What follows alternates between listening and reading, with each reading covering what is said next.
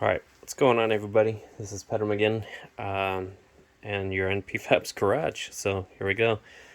Today I decided to bust out this new tool. This is the Milwaukee cutoff tool. What does it say this? It is the 3-inch compact cutoff tool kit, which was the first one I've ever bought. I bought 2 of these kits.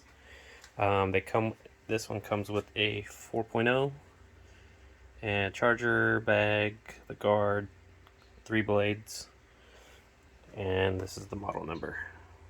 Right, so I don't remember how much I paid. It was a pretty good deal, even though I was gonna sell it. So I wanted to open this up. So I actually cut the tape already, but I have not pulled it out of the box yet.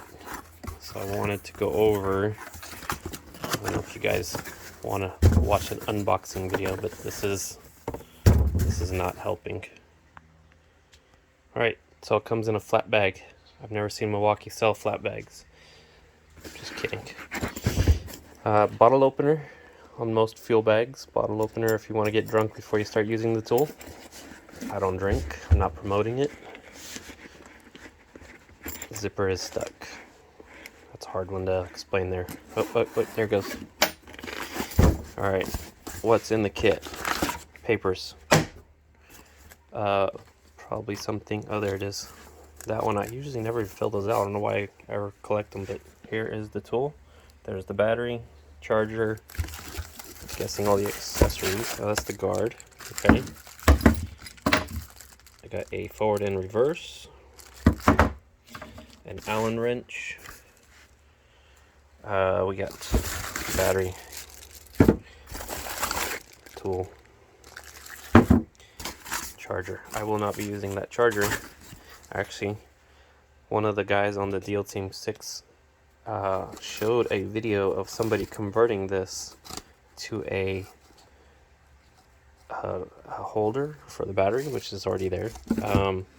So pretty much I'm actually going to start doing some cool stuff with that. So I'm not throwing these away. I'm not going to sell them. I'm going to probably try to make a couple bucks off of them if I can. Alright, well, actually I didn't notice that you can, like a bucket, you flip that bag up and it turns into a little like bucket lid.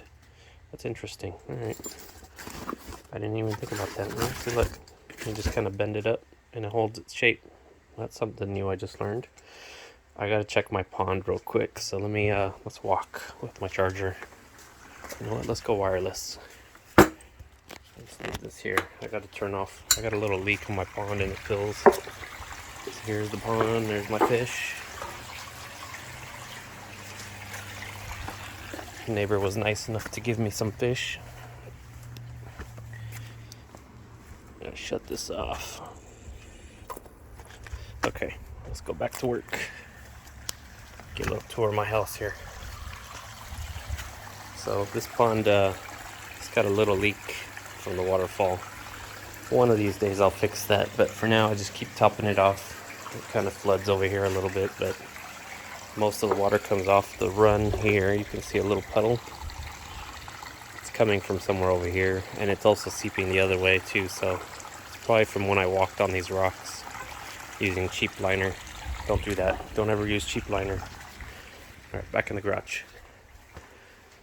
Right, so don't need the bag. What I want to do with this is I got some rebar. Oh, spider. Got him. Oh, there's my OSHA approved sandals. Alright, so I did mark these. That one's the length I need. I just want to paint them. So I painted it on the roof of my Prelude. Don't hate me for that. Alright, I just need to cut on that line. So I'm going to set this up and make a cut. Alright, so I got my setup over here. I got a clamp right there. I got my mark in the middle. I'm getting the attachments for it. So you want to make sure you got these clockwise, not counterclockwise. Actually, it doesn't matter. Label out if you really prefer it. And you use the Allen to unlock it. Alright, so there's the Allen, and then I guess you got different little collars here. I'm not sure if that's for a replacement or if it's a replacement spare for one. I mean, they all look like they have the same centers, the little 1/4 inch hole or whatever that is. So I'm not sure, maybe it's an offset or whatever. Alright, so there's a little lock, just like a grinder would have, to keep the arbor from spinning. So you got your arbor lock there, and then you get the wrench, crack that open. And then, so this is something cool. I didn't know you can do that, but the guard, that little red button there, actually releases the dust shield from the housing right there. So you only can put it in one spot. So if you slide it in there, let me set that in there real quick. So that's how it looks when it's together. So it's got like a double guard, which will be kind of nice from sparks. But if you don't need it, you just hit that button, release it. It kind of rocks into place. I don't know what that cap just came off. Oh, that's the dust cover, so it doesn't fly into your face, I guess. I got a pesky fly in here now, great. So that is how you release it from there. So it goes in, and then you're gonna hear it click, watch. So that's it, locked into place now. And then you just press that button to unlock it. It at least says unlock. So that's what that's for. And then you got a forward and reverse, which is probably on this trigger here. Okay, so yeah, left and right, or reverse and forward, and middle. So I kind of like that. That's pretty neat. Let's see how it cuts. Alright, so guard is on, blade is in, battery's on. I put a 6.0 in there from my fancy charging station there. And then so I was gonna set the depth like a saw, like what you would do with one of those, but this is a fiber disc, and cutting metal, you're gonna lose material. So if I cut the depth and been like right there, I would have probably lost material and never finished my cut. I don't know how this thing's gonna cut. It's pretty thin. It's actually really thin compared to, let's compare it to a regular cutoff wheel here. Let's get one of these. I got the Dewalt. So there's that. I feel like it's a little bit thinner. About the same. And then, so the trick with cutting metal is you never force this to cut. It's not you're pushing, you just let it do its thing. So I'm gonna aim this away from me. I don't want that blowing in my face. In fact, let's just put that on and see. So let's see, forward. The blade is cutting towards me. So that means the sparks are gonna fly towards me.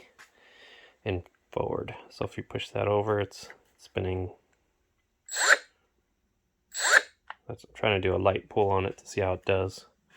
But we're gonna do it's got a full bar on there. Let's see how you check. Yeah, there it goes. Just squeeze the trigger. Alright, so I wanna, this glass is not helping. Does it move out of the way? I don't know. I think you have to get a Allen to get that out. So let's just use the line that's in the front. You know what? I'm just gonna wing it here. Let's see how it does. Okay, I didn't like that. It's jumping on me. This might be a two-handed tool here. Let's go in reverse and see how it does. It's definitely powerful in the cut. It's just I didn't like the bounce that it just did.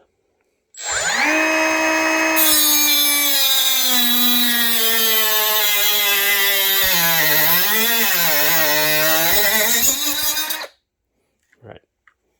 That actually made it pretty easy to do. Let's see how clean the cut is. Just damage our threads.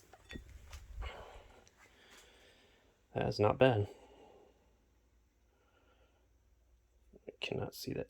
well in the camera. Let's see if I can put a thread on there. A bolt. Let's just do it with the one that didn't fall. A nut, not a bolt. Let's see how clean that was. So reverse cut made this. There it goes. And a little dingleberry there.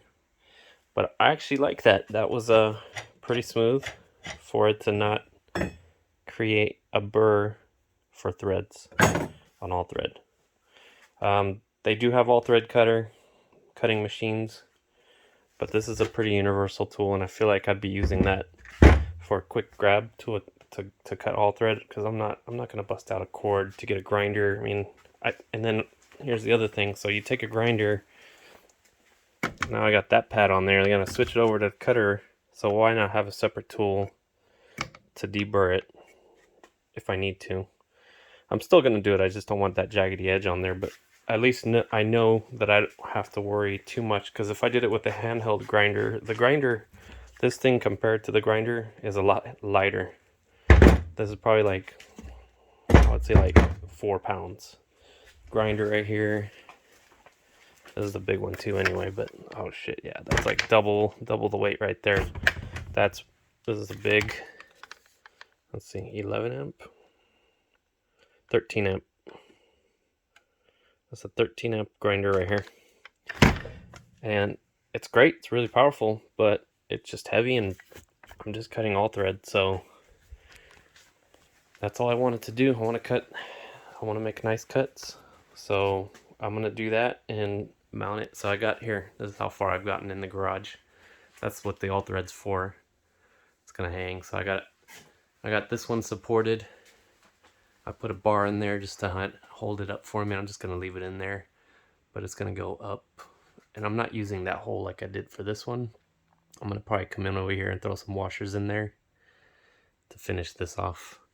So you can actually see this is almost complete for this side. It's been slow progress, but I just want you guys to see how clean and how tight this gets.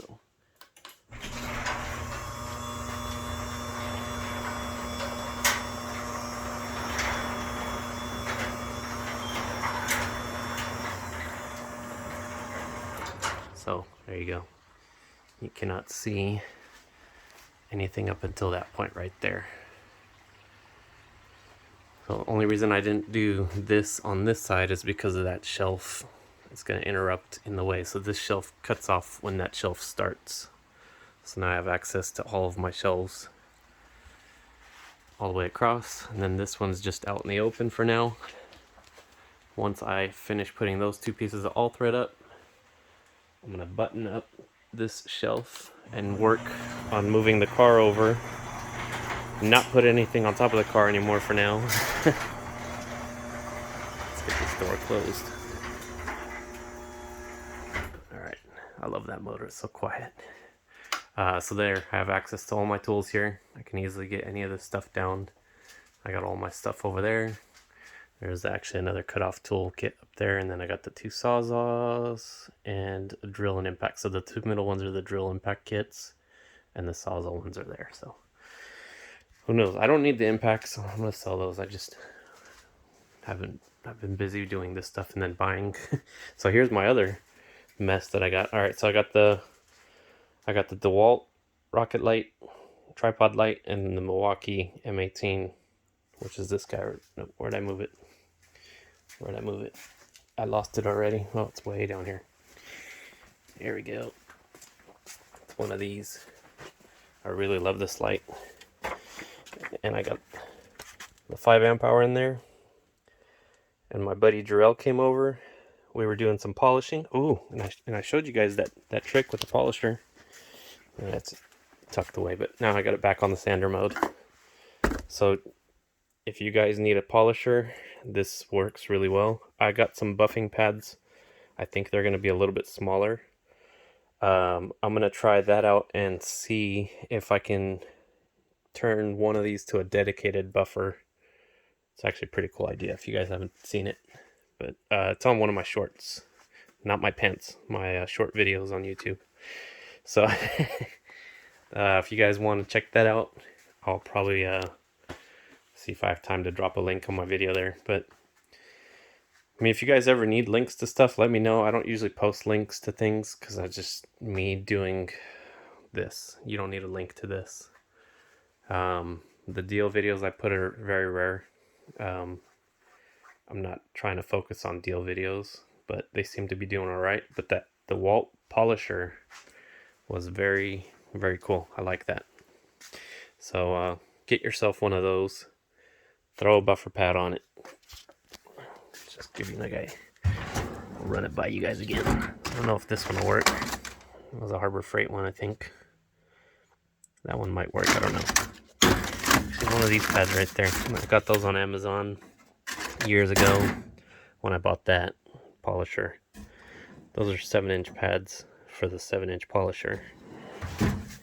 But you get one of those pads, it's just a Velcro, slaps on the bottom of that and it works fine. But the pad is so big, so you'd have to cut it down, but you don't want to be too close in case, you know, do that with it.